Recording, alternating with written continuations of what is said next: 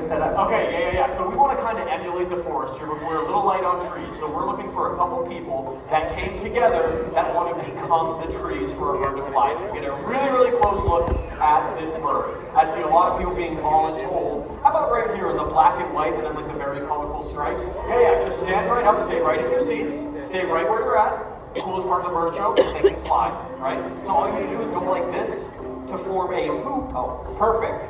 Yes, that is perfect. So like I said, we have kind of a canopy of heads here, and then a little gap in the trees that is the perfect size for this little adorable little bird right here. Daisy, what do you think, buddy? You want to show off?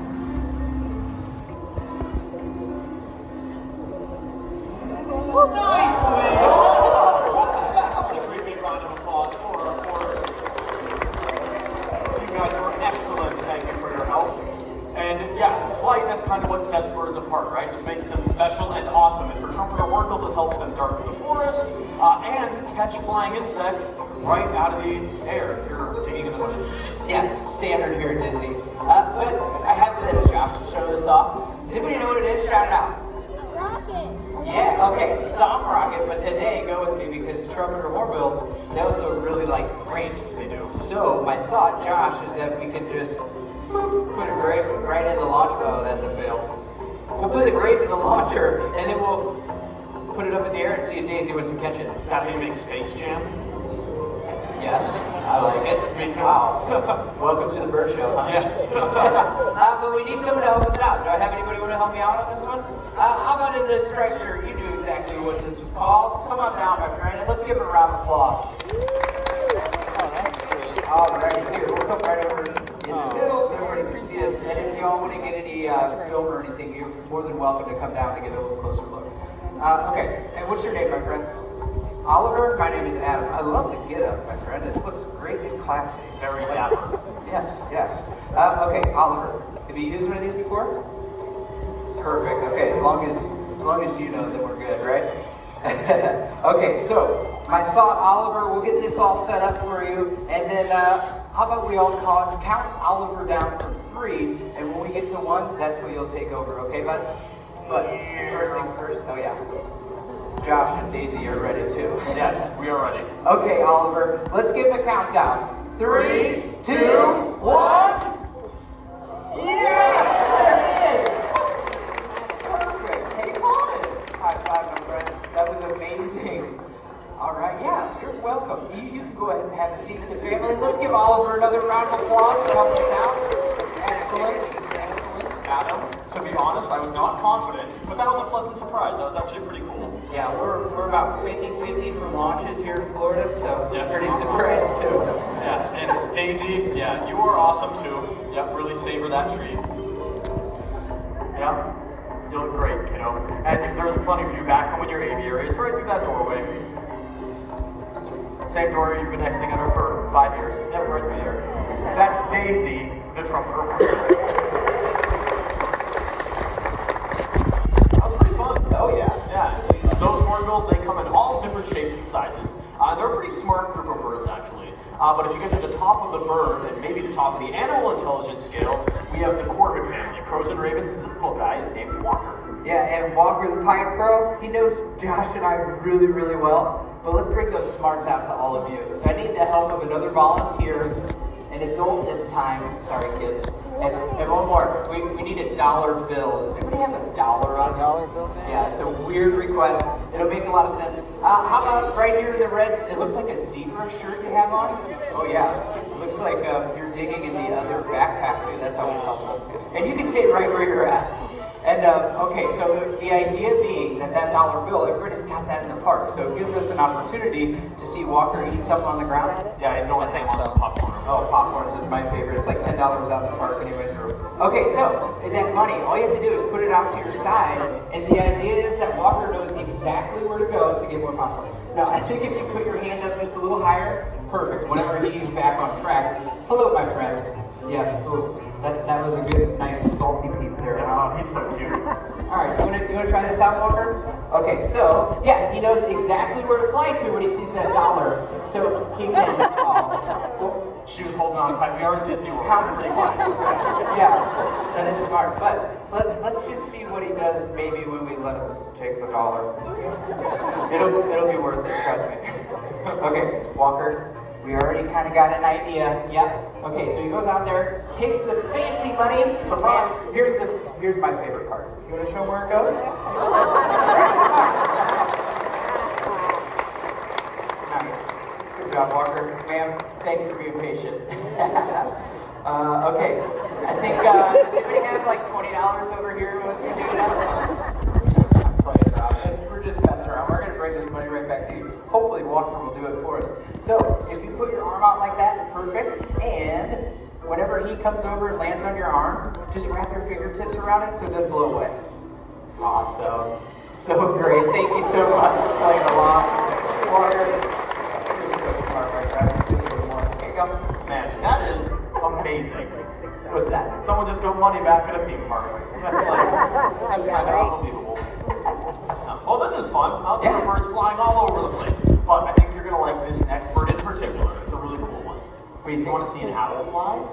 Yeah. Oh, it's amazing. Yeah. This is a great opportunity for you to get your cameras out. Right. Pop your head nice and low. Job. Those are chickens. None of those are owls. No. And you guys know what the circle of life is, right? Yeah, we leave that one to Lion King. I'm going to be right back. Hang on, Panera. But we got to go. That's a good idea. We do not show that here. Those chickens will be safe and sound with Adam and our team of trainers. We're going to meet Jupiter. Jupiter is a cute little guy. He's a great horned owl found in Florida, actually, but they're one of the most widespread and largest owl species in all of North America. If you live in North America and you have a owl that looks kind of like this in your backyard, yeah, it's a great horned owl. Pretty large, pretty strong, and he's a really low flyer. So if you try to duck, he just flies lower. So don't even worry about it. But when he takes his next flight across the theater, listen closely. You probably will not hear a thing, right? These are ambush predators. Owls built to hunt in the night and sneak up on their prey so they can fly almost silently. Oh, he does fly low. Yeah, pretty sweet, right? He's showing off, so they can't be heard, they can't be seen. That's kind of their other way of camouflaging, right? They're blending into the forest behind them thanks to that crimson coloration of their feathers. But they're going to use those great big eyes to spot their prey, some pretty sensitive hearing as well. And they have those really, really acute senses that allow them to locate their prey. And then that right there is the last thing a mouse or a rat ever sees because they have incredibly strong talons and a very, very sharp beak. That's kind of their fork and knife. And all those adaptations come together to build one of the best ambush predators in the entire animal kingdom, and just a handsome lad, isn't he? What a good looking bird. Jupiter, you were awesome, my friend. Yeah, that's Jupiter. The great horned owl. So cool. And Hey, I'm back. that's great. We're ready for the owl. Why are you all laughing? Visit the owl. Did I miss it? Yeah. The whole owl? Really? Yeah, technically you just missed the tail end. It worked. No one's ever laughed at that one. Okay, so did you all get to learn some really cool stuff about native owl species? Yeah? Awesome. Yeah, we talked about wisdom great hunters. Yeah. Right? And to put a bow on that, that's kind of their job. In nature, they're pretty good at it. One owl that size can eat over 1,000 mice a year. So Yeah, it's pretty incredible, and it came in super handy. Remember that rat rod we had here? It was really persistent. What? I do remember the rats. I also remember management was like, you can't talk about the rats anymore. Oh, yeah. I think, it was on Reddit. It was all over the place. And people thought about making a show out. Yeah, you guys heard about it. Yeah, no, there was more than one, though. There was way more than one. Yeah, there were like hundreds of them. Yeah, So what did we do? well, we had the owls come in, so we went like the natural route, right? The owls came in, the rats moved out. Yeah, so it's safe to say the rat farm is behind us now. Take that, Jungle Cruise.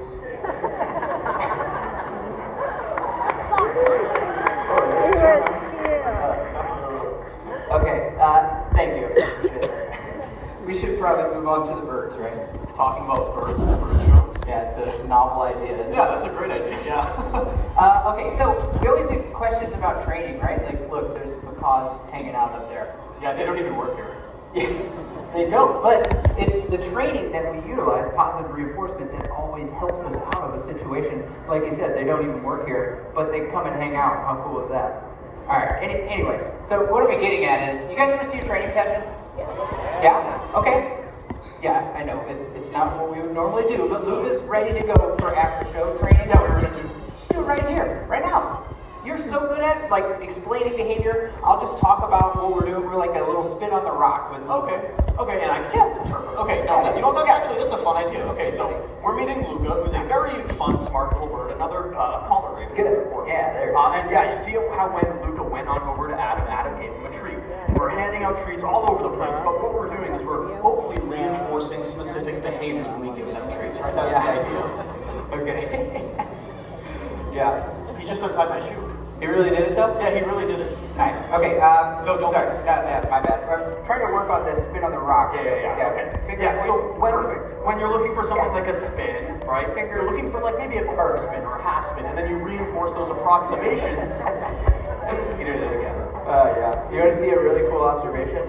So it's a good point about behavior because we're always talking about using cues. So he knows that, and two fingers he knows to go over to Josh. Adam, call the Raven. Like Adam, little short up back. Luca, no, keep going. Okay, He's not going to give up. No, Adam, That's the coolest part. He just wait.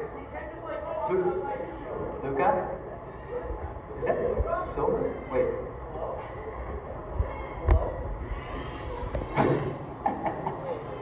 Really? That was my microphone cord.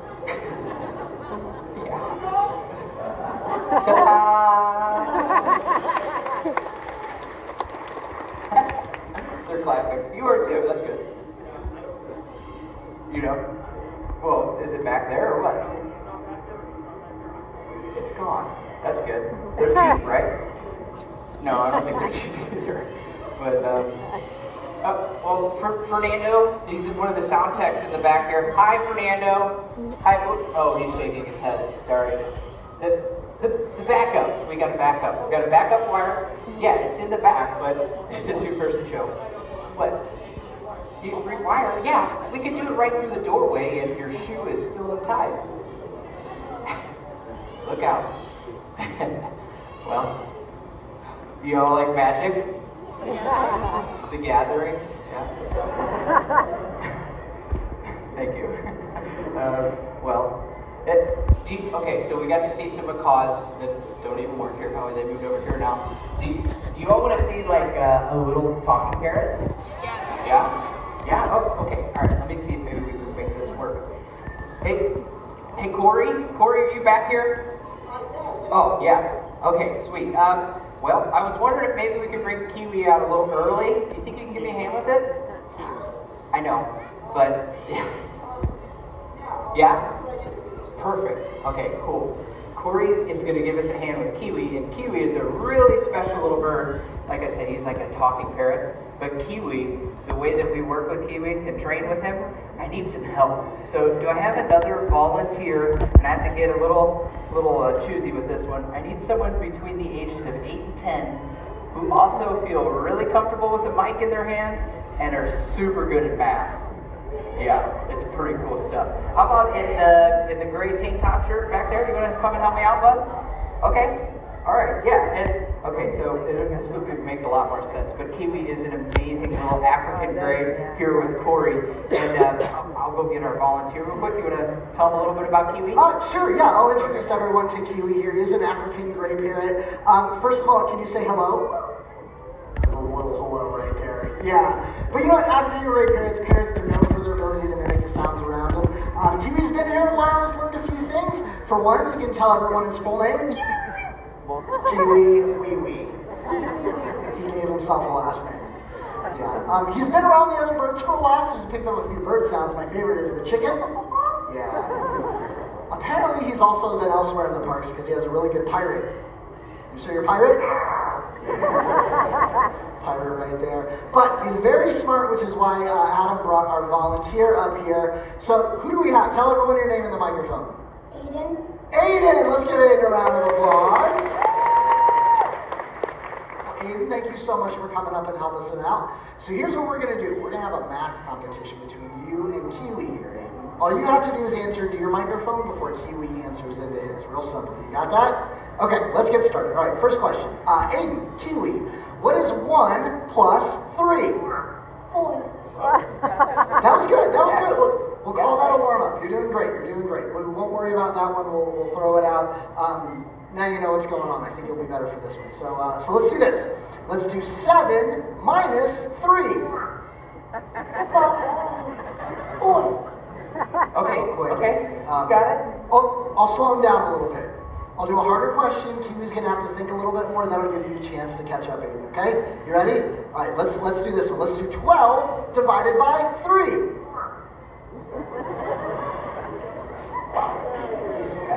Division's real difficult, isn't it? Yeah. Okay. Yeah. Well, how about this? Aiden, are you having fun up here? Yeah. Kiwi, you having fun? Everybody's having fun. So here's what we're gonna do. We're gonna throw out all those questions. One more, Aiden. This one's gonna be for the grand prize, winner, take all. Y'all think Aiden can do it, right? Here we go.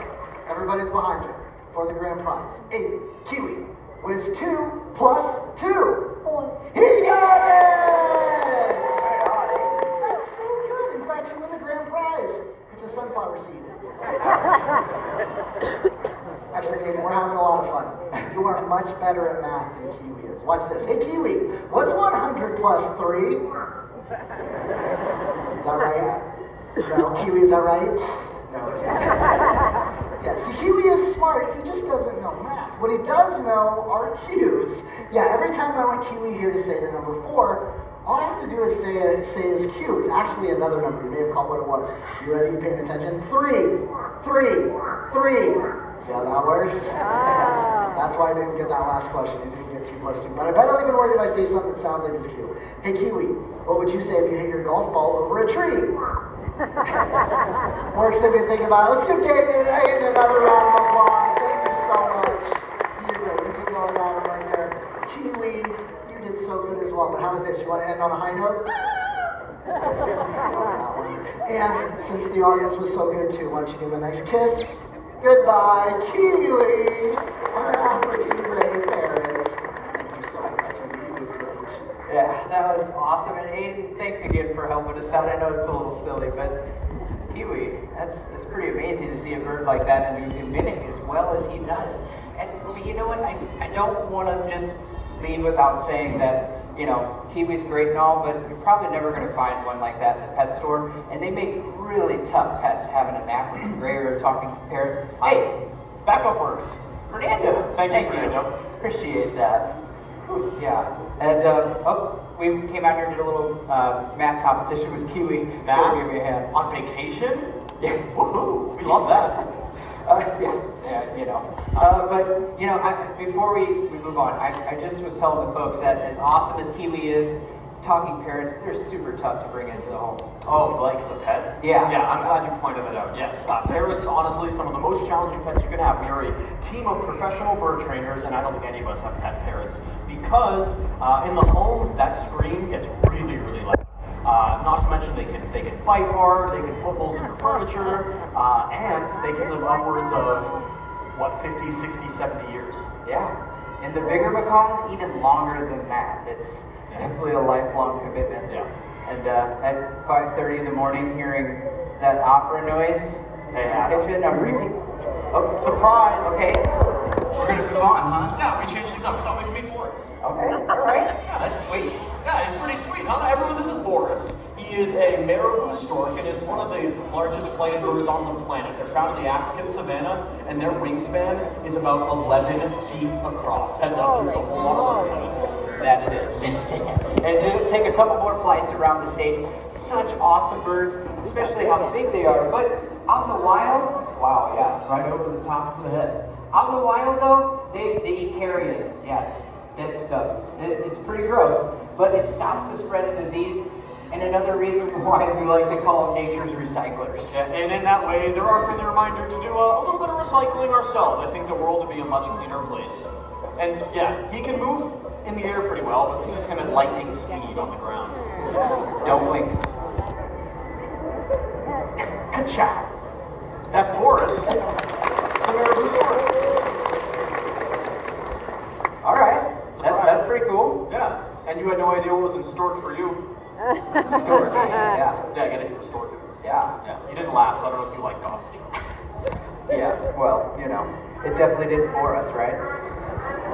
Hey! I like Back to that. one. Let's talk about that bird up there. Joining us up on that platform is a beautiful African crowned crane, and his name is Fraser. He's Fraser Crane. Oh. Just had to get that last one in there, eh? Cheers. Do you want to call the bird down, show off his wingspan, and get him a close look? Yeah, that's what we want to see. But you know what? Instead of me doing it, Josh should give it a shot. He's never flown down for me. We've tried a lot. He still has not. So I Oh, hope. you should give it a shot, right? It'd be awesome. It'd be super special. You got treats, right? I have some backup treats. Okay, all right. And like Josh said, we haven't been able to get this down and show yet, but Josh has really been putting in the time in those training sessions in the back. And you know what? I think we can finally get to the point Fraser. where he flies over there. That way looks good too, I guess. I told you. I know, but we thought of some ideas to help you out last night. Natalie came up with an awesome one. It's behind the rock. It's like a little present for you. Oh, present? Oh, Yeah, okay. And crown cranes get that name because of the big feathers on top of their head. It helps them to be able to see each other in the grasslands over in Africa. I'm not doing that. Oh, come on. No, I really don't want to. You should just show the folks. Yeah, we made Josh his own crown of golden feathers. It's a hat. Yes, I know it's a hat. Yeah. I'm not putting a hat on. You should try it, right? No. Somebody said no. Did you hear that? Yeah, it's the speakers. No. All right.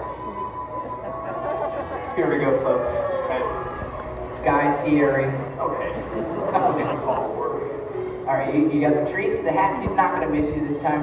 Whenever he's done up there eating whatever it is, probably some awesome snacks or something. Scale of 1 to 10, how confident are you about this? Confidence is always at a 10, bud. Okay, I'm like a solid 2. Don't you worry. Just, I am, look at me. How could I not be worried right now? How could you not be confident with that hair?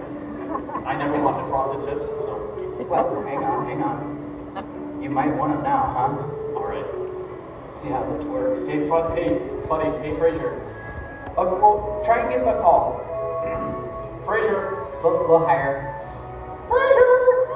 There you go. Okay.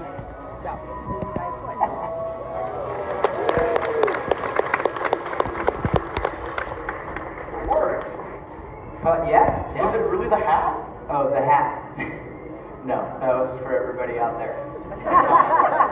Kinda lame. Yeah, well, thanks for playing along, Josh. I really do think all those training sessions in the back, they finally culminated together. I'm super proud of both of you. Yeah, honestly, that was like a little cool. And that was Fraser Crane, everyone. You know what else is a little cool?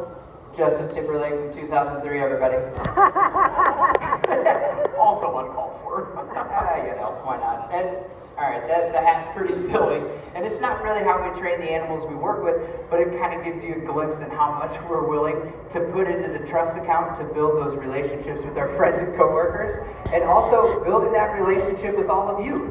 Because the whole reason why we're up here doing this show is because there's so much we can all do on an individual basis to help out wildlife every single day. Yeah, and that's so true. And I can't think of a better story to tell about our collective relationship with wildlife than the story of the national bird of the United States of America, the bald eagle. There you go. Everyone, this is Hope. When she was younger, she suffered a wing injury and placed in the rehabilitation process and deemed non-releasable. And now she lives with us. But she serves as an ambassador for her species and helps us tell a pretty amazing story. See, just a few decades ago, their numbers were dropping rapidly. They were placed on the endangered species list, and it was feared future generations would never be able to see them in the wild ever again.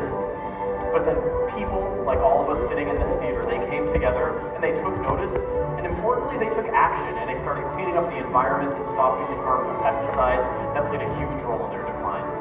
Yeah, and it was the conservation efforts all throughout North America that saved the bald eagle from the brink of extinction.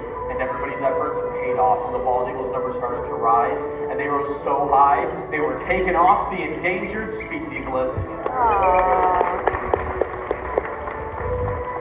It's a great story, and a reminder for all of us, every single person here does have the power to help protect wildlife. And there are so many other great representations of animals that really need our help out there, like the blue-throated macaw over here. This is Lincoln.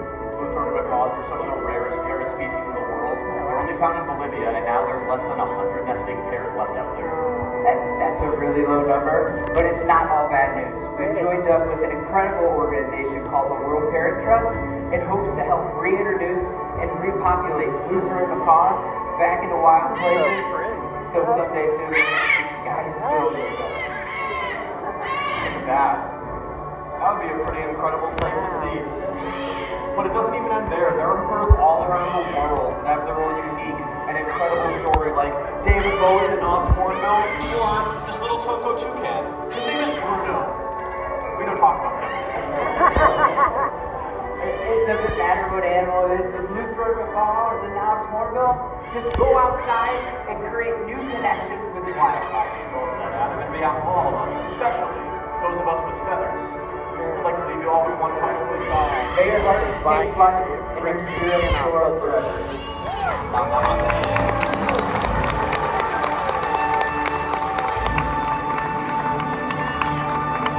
Thank you all for coming to Feathered Friends in Flight, and enjoy the rest of your day here at Disney's Animal Kingdom. Bye-bye.